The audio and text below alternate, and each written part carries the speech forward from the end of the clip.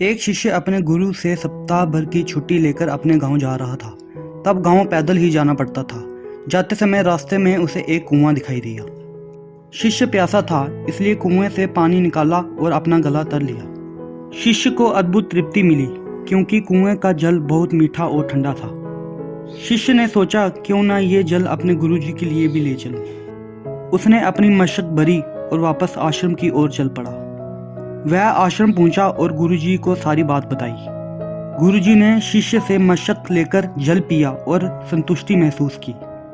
उन्होंने शिष्य से कहा, वाकई जल तो गंगा जल के समान है। शिष्य को बहुत खुशी हुई गुरुजी से इस तरह की प्रशंसा सुनकर। शिष्य ने आज्ञा ली और अपने गांव चल पड़ा।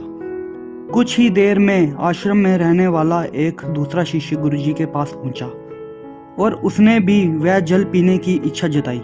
गुरुजी ने मशक शिष्य को दी। शिष्य ने जैसे ही घुट भरा, उसने पानी का बाहर कुल्ला कर दिया। शिष्य बोला, गुरुजी, इस पानी में तो कड़वाहट है और ना ही ये जल शीतल है। आपने बेकार ही उस शिष्य की इतनी प्रशंसा की। गुरुजी बोले, बेटा, मिठास और शीतलता इस जल में तो नहीं है, तो क्या हुआ, इसे लाने वाले के मन में तो है। जब उस शिष्य ने जल पिया होगा तो उसके मन में मेरे लिए प्रेम उभरा। यही बात तो महत्वपूर्ण है।